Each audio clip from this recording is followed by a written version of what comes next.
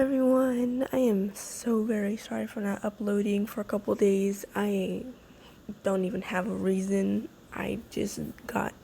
Okay, here's my reason. So I got into this fandom, my most favorite anime, and there's no X readers for it. Zero. None. So I just been writing, more writing, and writing, and then I got an email. So apparently, this company wants me to write a book for them, as in my free time I don't always write fan fictions. I usually write normal books.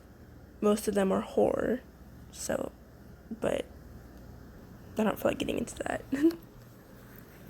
But the fandom is Giant Gorg. It's a anime from 1984. Yes. But so this is my book. I wrote it. This book page, I guess. So let's begin. Is Gorg gonna be okay? As you look up at Gorg, who is kneeling on his right leg and not moving an inch. I hope so, your name, you says as he hugs you.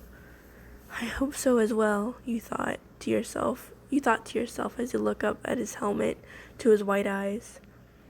You have always cared for machines more than any humans by far. It's like you had a connection with them. You understood them. Everyone always teased you for it, saying it's unnatural. Gorg, are you okay? Please be okay.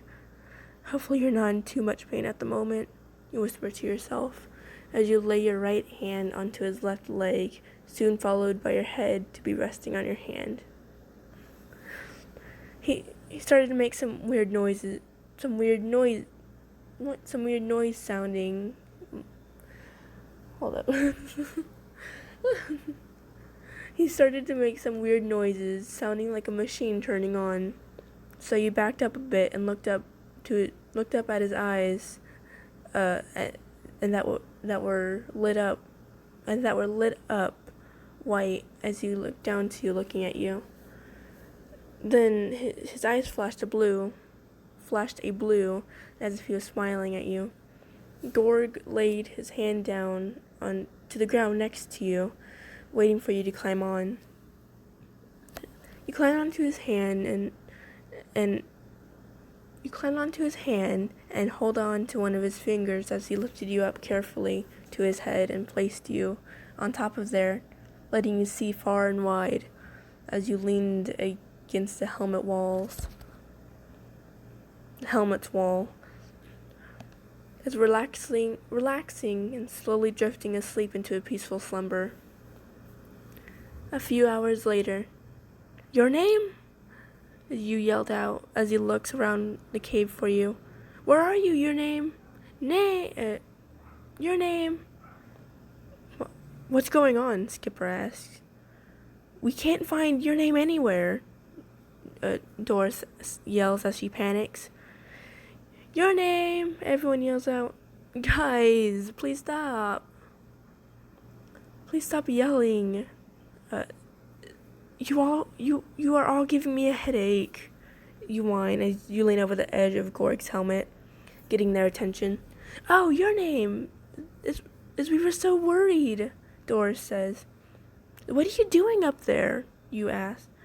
Oh, it's Gorg brought me up here, and so I took a short nap after being up here for a few minutes. Lucky, as Dr. Wave yells out in anger and jealousy. Oh, what's wrong, Dr. Wave? Jealous? Yeah, as you say, as you give a smug smirk to him, as you touch Gorg's golden design on his helmet, feeling them as you drag your fingers across them, entranced by the feeling. as Dr. Wave turns around, screams to himself, then stomps away in anger. "You are so interesting, Gorg," you whisper to yourself as you look down at the designs all over his armor, still tracing the one on his helmet back and forth. Okay. This is kind of part 2 to it, but I'm not really sure. We're just gonna say it's part 2. Okay.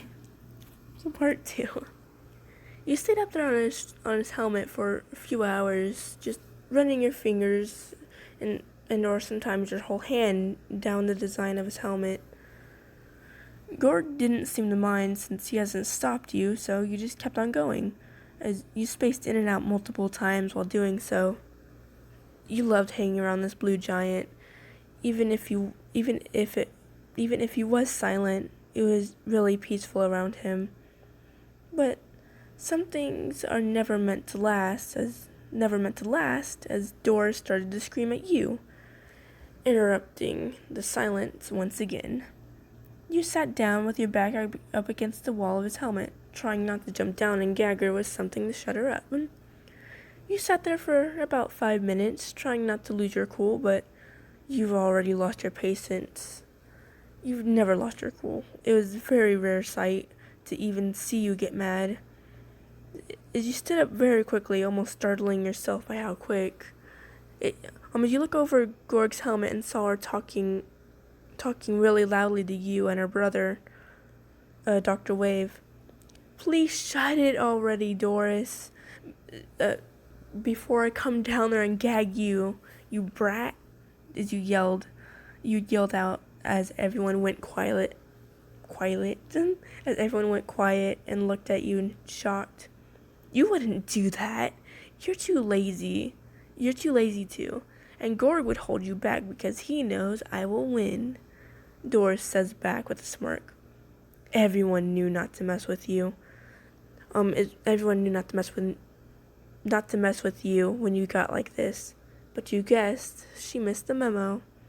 As you're about to jump onto Gorg's shoulder, then down to his leg, then to the floor, but before you could, he gently grabbed you and lifted you up, bringing you in front of him.